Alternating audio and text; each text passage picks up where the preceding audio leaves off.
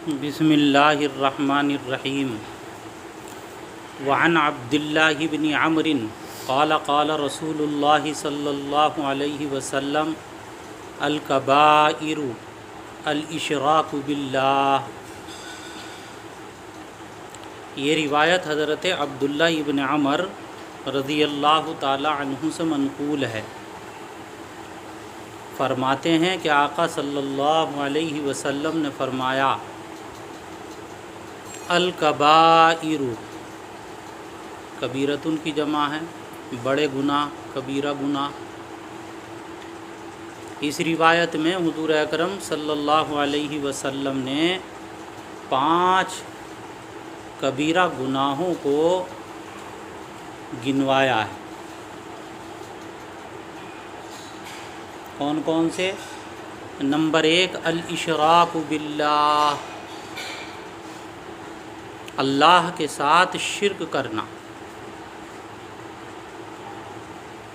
یاد رکھنے کی بات ہے کہ شرک اکبر الکبائر ہے، یعنی تمام گناہ کبیرہ میں سب سے زیادہ خطرناک ہے۔ اتنا خطرناک ہے شرک کہ اللہ تبارک و تعالیٰ کا ارشاد ہے قرآن پاک میں ان اللہ لا یغفر ان یشرک بہ۔ اللہ رب العزت کے یہاں شرک کی مغفرت نہیں۔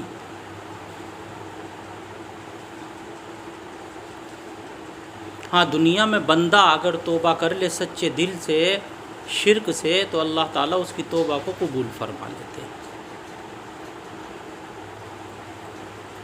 دوسرے نمبر پر آپ نے دوسرے نمبر پر ہے وہ عقوق الوالدین، والدین کی نافرمانی کرنا۔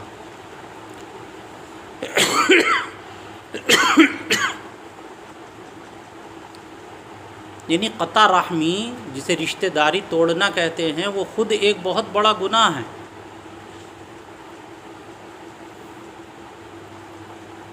خاص طور سے والدین کی نافرمانی کرنا یہ بہت بڑا گناہ ہے۔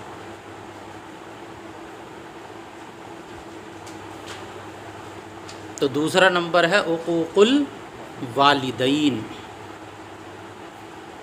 بعض روایتوں میں یہ آیا ہے اگرچہ ماں باپ اس بات کا حکم دیں کہ تم اپنی جان اور مال سے دستبردار ہو جاؤ،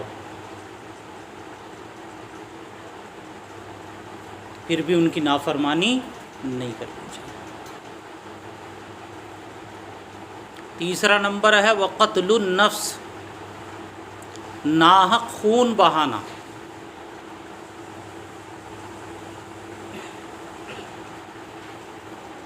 کسی کا ناحق خون کرنا یہ بھی بڑا گناہ، کبیرہ گناہ ہے۔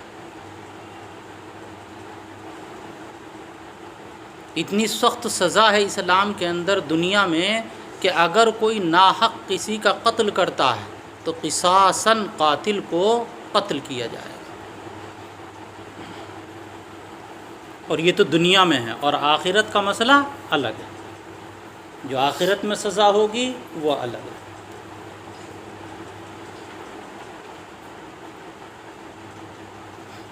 چوتھے نمبر پر ہے والیمین الغموس، یمین غموس، جسے ہمارے یہاں اردو میں ترجمہ کرتے ہیں جھوٹی قسم۔ یہ بھی کبیرہ گناہ ہے، جھوٹی قسم کھانا۔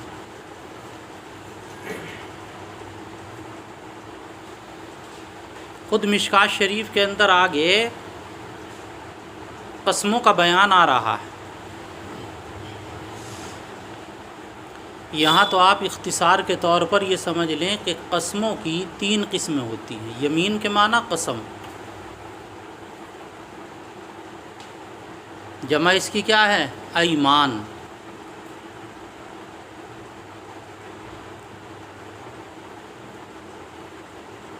کتنی قسمیں یمین کی؟ 3 قسمیں۔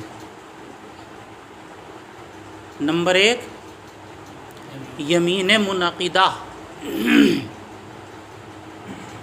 نمبر 2 یمین غموس، اور نمبر 3 یمین لغو۔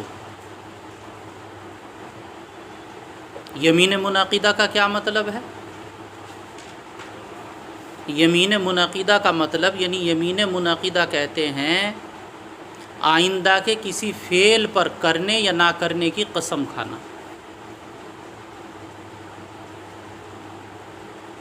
مستقبل میں کسی فعل کے کرنے یا نہ کرنے کی قسم کھانا۔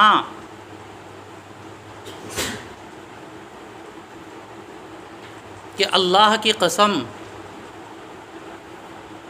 میں گوشت نہیں کھاؤں گا، اللہ کی قسم میں تجھ سے نہیں بولوں گا،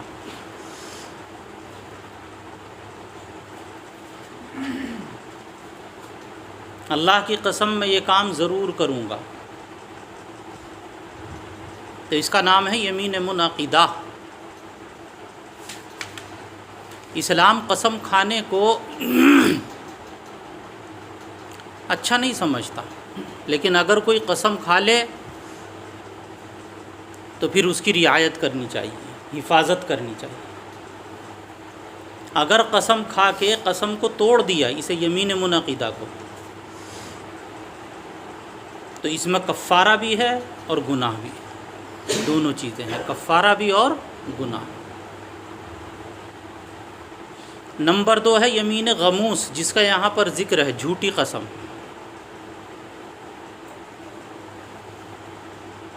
اس کا کیا مطلب ہے؟ کسے کہتے ہیں یمین غموس؟ زمانہ ماضی کے اندر کسی کام پر جان بوجھ کے عمدن کے معنی دانستہ جھوٹی قسم کھانا، پتہ ہے کہ یہ جھوٹ ہے پھر بھی قسم کھا رہا ہے،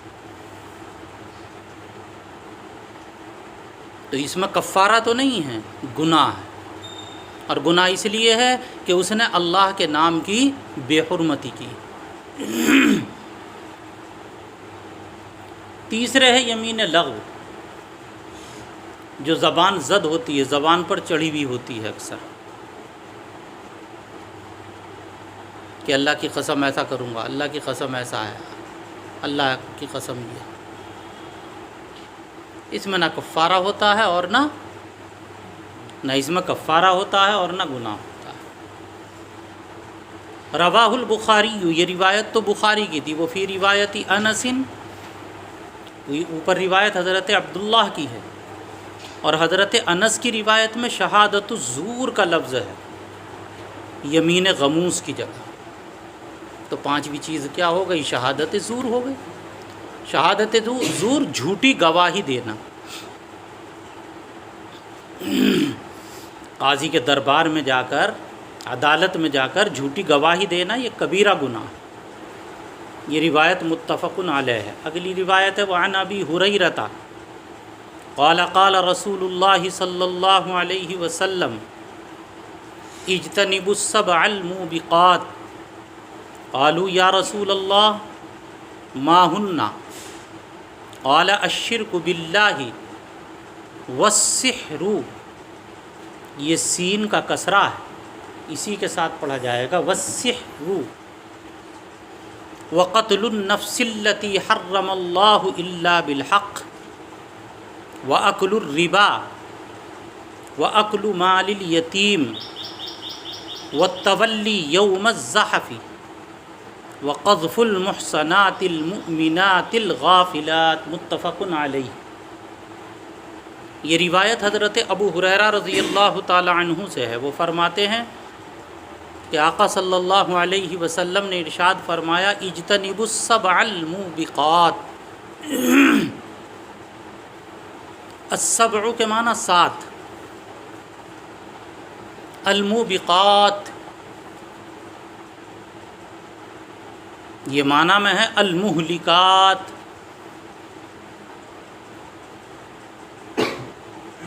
اور مہلکات مہلکتن کی جمع، تو موبقات بھی جمع ہوگا، اور اس کا مفرد موبقتن، اس میں فاعل کا صیغہ باب افعال سے، معنی ہلاک کرنے والی۔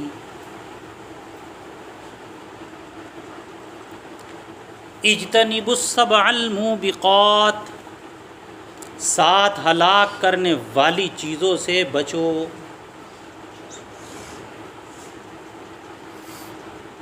یعنی 7 گناہ کبیرہ اس حدیث پاک میں شمار کرائے ہیں آقا علیہ السلام۔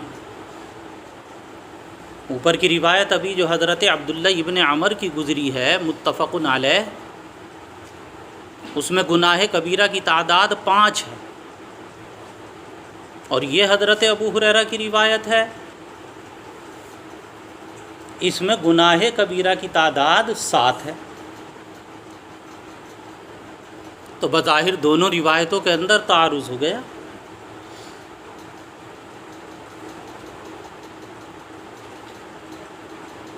تو یہاں ایک اصول یاد رکھیے گا کہ کبھی بھی بڑا عدد چھوٹے عدد کے منافی نہیں ہوتا،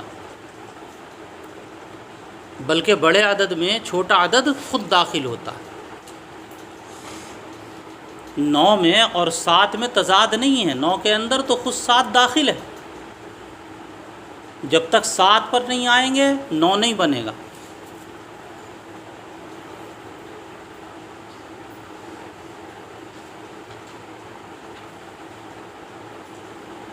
تو یاد رکھنے کی بات یہ ہے کہ بڑا عدد جو ہے چھوٹے عدد کے منافی نہیں ہوتا، تو دونوں روایتوں میں تعارض نہیں۔ یہ تو مختلف مقامات پر اللہ کے نبی علیہ الصلاۃ والتسلیم نے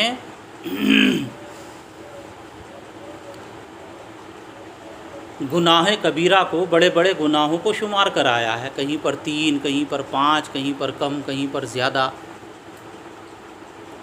ایسا کیوں ہوا؟ بھئی جہاں جیسی ضرورت ہوئی وہاں اتنے گناہ، اور موقع اور حالات کے اعتبار سے جو گناہ مناسب تھے ان کو ذکر کر دیا۔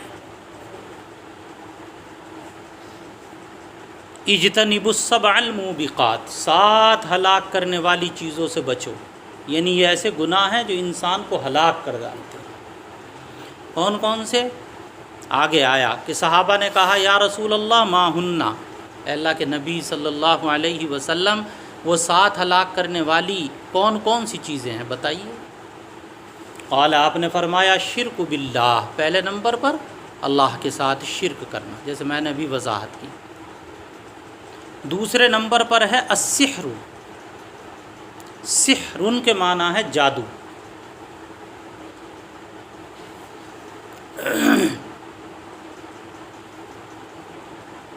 سحر کے معنی ہے جادو۔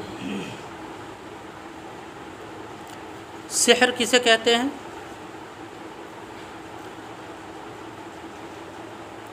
اور اگر یہ پتہ چل جائے سحر کسے کہتے ہیں تو اسی سے جادو، یعنی سحر اور معجزے کے اندر فرق بھی سمجھ میں آ جائے گا۔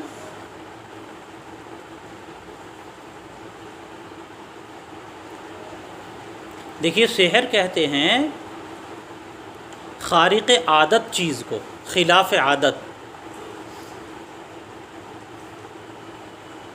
کسی چیز کا ظاہر ہو جانا، اس کا نام کیا ہے؟ سحر۔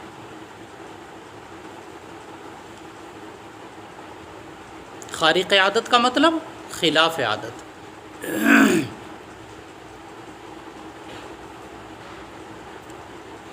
اب یہ جو خارق عادت چیزیں ظاہر ہوتی ہیں ان کی مختلف قسمیں ہیں۔ ایک قسم ہے اس کی ارہاز، اس خلاف عادت امر کو کہتے ہیں جو کسی نبی کے ہاتھ پر ظاہر ہوتا ہے اعلان نبوت سے پہلے۔ اسے معجزہ نہیں کہتے، اعلان نبوت سے پہلے جو ظاہر ہوتا ہے اسے ارہاز کہا جاتا ہے۔ جیسے مثال کے طور پر حضور پاک علیہ الصلاۃ والتسلیم کے سامنے درختوں کا جھک جانا، درختوں کا سلام کرنا، پتھروں کا سلام کرنا، بادل کا آپ کے اوپر سایہ کرنا، یہ تمام کی تمام باتیں وہ ہیں جو سیرت کی کتابوں کے اندر موجود ہیں۔ یہ بھی خلاف عادت ہے۔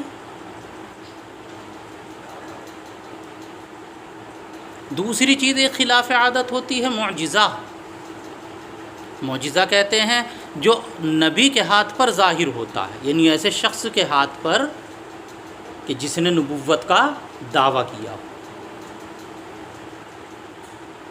تو ان کے دعوے کی تائید میں دلیل کے طور پر خلاف عادت چیز کا ظاہر ہو جانا، یہ کیا کہلاتا ہے؟ معجزہ۔ جیسے حضرت موسیٰ علیہ الصلاۃ والتسلیم کے معجزہ مشہور ہے کہ انہوں نے اپنا عصا زمین کے اوپر ڈالا تو وہ سانپ اور اژدہا بن گیا، یہ معجزہ کہلاتا ہے۔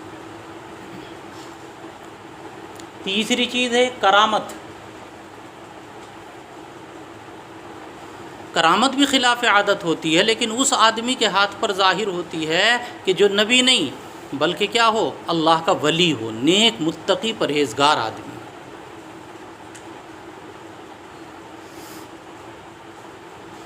وہ کرامت ہوتی ہے۔ فرق کیا ہے؟ فرق یہ ہے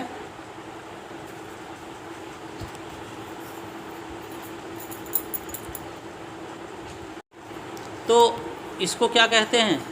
کرامت۔ کرامت اور معجزے کے درمیان میں جو فرق ہے، کرامت اور معجزے کے درمیان میں جو فرق ہے وہ آپ نوٹ رکھیے۔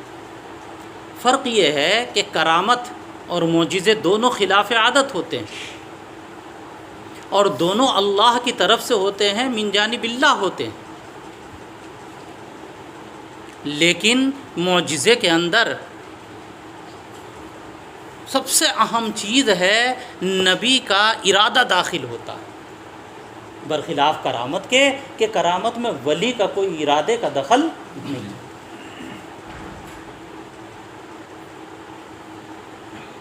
ہاں، معجزے میں نبی کو اپنے معجزے کا علم ہوتا ہے باقاعدہ، اور کرامت میں ولی کو اپنی کرامت کا علم ہو یہ ضروری نہیں۔ ایک فرق تو یہ ہے۔ کیا فرق ہوا؟ فرق یہ ہوا کہ معجزے کے اندر نبی کو اپنے معجزے کا علم بھی ہوتا ہے اور قصد بھی ہوتا ہے، اور کرامت میں یہ دونوں چیزیں ضروری نہیں۔ دوسرا فرق جو ہے وہ نوٹ رکھیے کہ معجزہ ہمیشہ اس آدمی کے ہاتھ پر ظاہر ہوگا، اس انسان کے جس نے نبوت کا اعلان کیا ہو، دعویٰ کیا ہو۔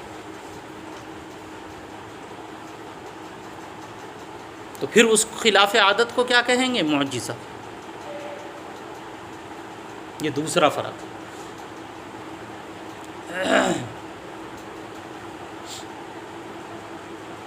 یہ دوسرا فرق ہے۔ اب یہیں سے فرق سمجھ میں آ گیا سحر اور معجزے اور کرامت کے درمیان میں بھی، کہ معجزہ کسبی چیز نہیں ہے، وہ عطائی ہے، اللہ تعالیٰ کی عطا ہے۔ ایسا نہیں ہے کہ بھائی اگر یہ کام کر لیا جائے گا اور یہ عمل کر لیں گے، اتنی محنت کریں گے تو معجزہ ظاہر ہو جائے گا، نہیں، یا کرامت ظاہر ہو جائے گی، نہیں۔ معجزہ اور کرامت عطائی چیز ہے، اس میں کسب کا دخل نہیں، برخلاف سحر کے، سحر کسبی چیز ہے ایک، جو آدمی بھی وہ محنت کرے گا، جو آدمی بھی وہ عمل کرے گا، وہ جادو کے اندر کامیاب ہو جائے گا، اس کے ہاتھ پر جادو ظاہر ہو جائے گا۔ تو جادو ایک کسبی چیز ہے، وہ تعلیم و تعلم سے حاصل ہوتا ہے، کسب سے حاصل ہوتا ہے، اور معجزہ ہے، کرامت ہے، وہ کسبی نہیں ہے، وہ تعلیم و تعلم سے حاصل نہیں ہوتی۔ ایسا نہیں ہے کہ بھئی یہ چیز پڑھ لیں گے تو معجزہ ظاہر ہونے لگے گا، ہے نا، اتنا کورس پورا ہو گیا تو پھر معجزات کا ظہور ہونے لگے گا، کرامتوں کا ظہور ہونے لگے گا، ایسا یہ فرق ہے۔ شاید اگر آپ حضرات اس بات کو نوٹ رکھیں گے تو فوراً سمجھ جائیں گے کہ سحر اور جادو، سحر اور معجزے کے اندر زمین و آسمان کا فرق ہے۔ معجزہ سر تاپا اللہ کی طرف سے ہوتا ہے، وہاں کوئی علت بیچ میں نہیں ہوتی، وہ ڈائریکٹ اللہ کا فعل ہوتا ہے۔ کسب کا کوئی دخل نہیں ہوتا اس میں بندے کے. اور سحر ہے، جادو ہے، وہ تو باقاعدہ علم سے، تعلیم سے، تعلم سے حاصل ہو جاتا ہے، اور اس میں علت بھی ہوتی ہے. وہ بات دوسری ہے کہ اس کی علت نظروں سے پوشیدہ ہوتی ہے، علت خفیہ ہوتی ہے، پوشیدہ ہوتی ہے اس کی.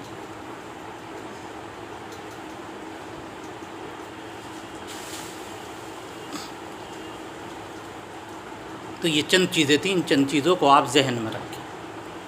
اب ایک سوال یہ ہے کہ سحر یہ کفر ہے یا کفر نہیں ہے؟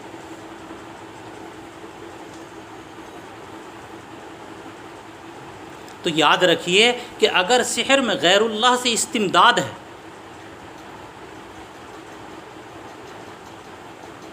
اس میں شرکیہ افعال ہیں، شرکیہ کلمات ہیں سحر اور جادو کے اندر، تو وہ کفر و شرک ہے.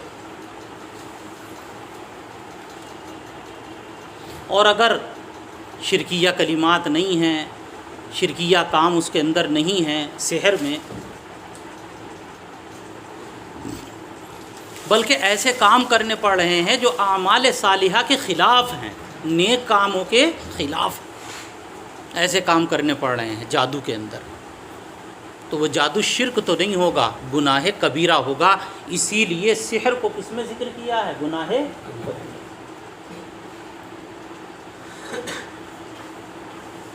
کبھی کبھی ایسا ہوتا ہے کہ سحر ہے، نہ تو اس کے اندر شرکیہ کلمات ہیں، نہ اس کے اندر ایسے افعال ہیں جو اعمال صالحہ کے خلاف ہوں، نہ کوئی شرکیہ کام ہے، کوئی ایسی چیز نہیں. اس سحر اور جادو کا کیا حکم؟ تو یاد رکھیے وہاں مقصد کیا ہے. اگر اس کا مقصد فساد ہے، اگر اس کا مقصد فساد ہے تو یہ بھی غلط ہے، اس سے بھی بچنا چاہیے. لیکن اگر فساد نہیں ہے بلکہ مقصد اس کا اصلاح ہے تو یہ سحر اور جادو جائز ہے. لیکن دنیا کے اندر کہیں ایسا جادو پایا نہیں، یہ صرف ایک عقلی خیال ہے. ہاں البتہ ہمارے یہاں تعویذ لکھنے کو، اسی طریقے سے جھاڑ پھونک کو، اس کو بھی سحر کہہ دیا جاتا ہے. یہ میں نے قبل از وقت بحث کر دی، یہ بحث خود مشکات کے اندر ابواب الطب والرقیٰ کے اندر آ رہی ہے. تو ہمارے یہاں اسے بھی جادو ٹونا کہتے ہیں. کوئی تعویذ کر دے، کوئی کسی کو جھاڑ پھونک کرے. تو یہ بات یاد رکھیے کہ اگر وہ تعویذ کر رہا ہے، اگر وہ جھاڑ پھونک کر رہا ہے، تو اس کے الفاظ اور کلمات ہیں کیا؟ اگر وہ الفاظ اور کلمات شرکیہ ہیں یا ایسے کلمات جن کے معنی معلوم نہیں ہیں،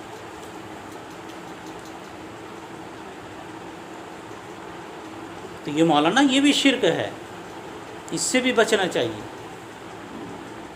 لیکن اگر قرآن پاک سے ادعیہ ماثورہ جو نبی پاک علیہ الصلاۃ والتسلیم سے منقول دعائیں ہیں، چاہے احادیث کی دعائیں ہوں، چاہے قرآن پاک کی دعائیں ہوں، ان کو پڑھ کے دم کرنا یا ان کا تعویذ بنانا، یہ جادو کے اندر اور سحر کے اندر داخل نہیں ہے، یہ جائز ہے. اسے نوٹ رکھیے آپ.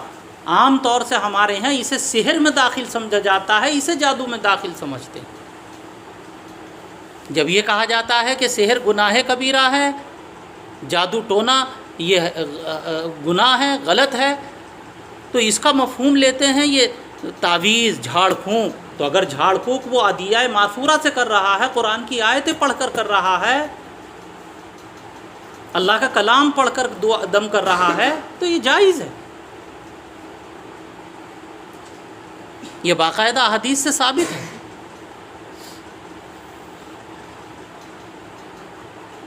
دو چیزیں. تیسری چیز ہے وقتل النفس التی حرم اللہ الا بالحق، ناحق کسی کا قتل کرنا. چوتھی چیز ہے واکل الربا، سود کھانا. لیکن کھانا ہی مراد نہیں ہے، مستقل استعمال، یہ گناہ کبیرہ ہے. قرآن پاک نے سود کو حرام قرار دیا. بس یہ آخری بات.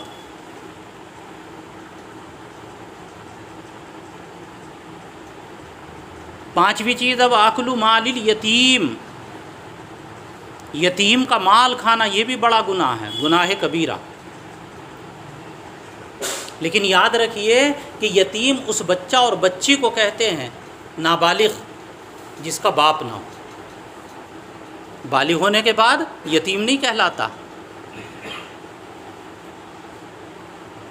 یتیم اس بچہ کو اور بچی کو کہتے ہیں جو نابالغ ہو، اور جب بالغ ہو جائے گا تو اب یتیم نہیں۔ اس کا مال کھائے، کون کھائے اس کا مال؟ ولی، چاہے وہ ولی حکومت اس کو مقرر کرے، یہ خاندان کی طرف سے مقرر ہو گیا ہے۔ جس کی پرورش میں یتیم آ گیا وہ ولی کہلائے گا۔ کبھی کبھی اس ولی کو مقرر کر دیتی ہے عدالت، اور کبھی خود خاندان ہی میں مقرر ہو جاتے ہیں۔ تو اب دیکھنا یہ ہے کہ یہ ولی مالدار ہے یا غریب ہے۔ اگر مالدار ہے تو پھر یتیم کے مال سے نہ کھائے، اور اگر غریب ہے تو بہتر یہی ہے کہ بچے۔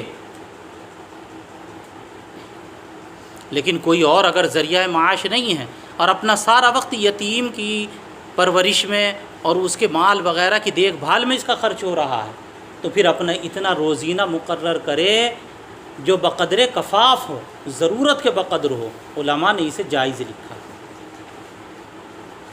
یہ اکل مال الیتیم کے اندر داخل نہیں ہوگا، اسے نوٹ رکھیے گا۔ وَالتَّوَلِّي یوم الزحف، یوم الزحف میدان جنگ سے پیٹھ پھیر کر بھاگنا، یہ 6 نمبر ہے، یہ کبیرہ گناہ ہے۔ میدان جنگ سے پیٹھ پھیر کر بھاگنا۔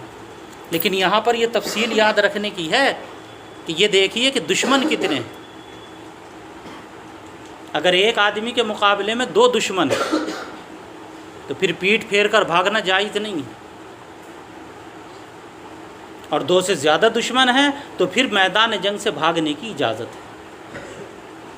باقی تفصیل آگے کتاب الجہاد میں۔ وَقَذْفُ الْمُحْصَنَاتِ الْمُؤْمِنَاتِ الْغَافِلَاتِ، یہ 7واں گناہ ہے۔ پاک دامن، محسنات پاک دامن، غافلات